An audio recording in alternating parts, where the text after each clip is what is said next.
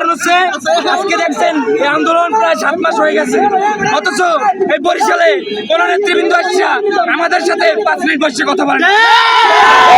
তাদের যত কথা তারা আহ্বায়ক বৃন্দর সাথে হোয়াটসঅ্যাপে মেসেঞ্জারে কথা বলে, আমাদের সাথে আমাদের সদস্যদেরকে, আমরা যে মহানগরের সদস্য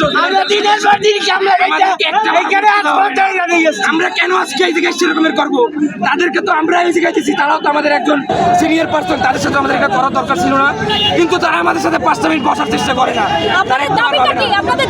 আমাদের দাবিটা হচ্ছে আমরা বৈষম্যবিরোধী ছাত্র আন্দোলন বরিশাল মহানগরের আহ্বায়ক সহ আরো অনেক বিশেষ আছে যাদের কোনো কর্মকাণ্ডে লাগে না, যারা শুধুমাত্র নিজেদের জন্য খায়, নিজেদের জন্য পড়ে,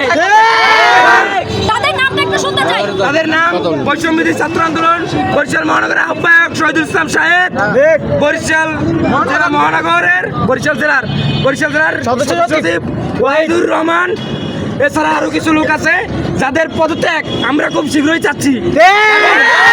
কারণ আপনি যদি একজন আহ্বায়ক হন, আপনার উচিত কি আমাদের সাথে 5 মিনিট বসে কথা বলা? আপনি আমাদের একটা গুরুত্ব দেন না।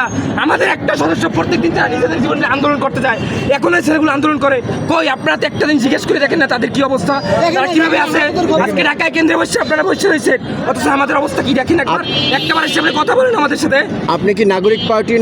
আমি বৈষম্যবিরোধী ছাত্র আন্দোলন মহানগরের একজন সদস্য। আমি বলি এই যে ওয়াহিদুর রহমান ওয়াহেদ প্রথমবার আমাকে 2 মাস আগে পদত্যাগ করছে।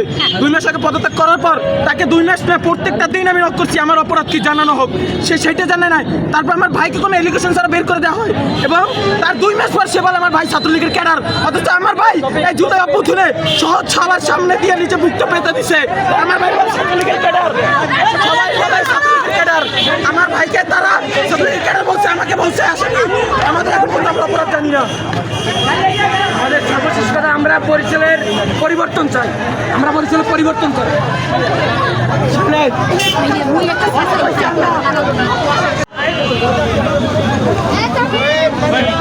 এমন কোনো সাউন্ড না, এমন কোনো সাউন্ড না।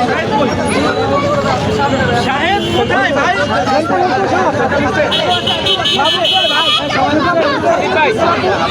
এটা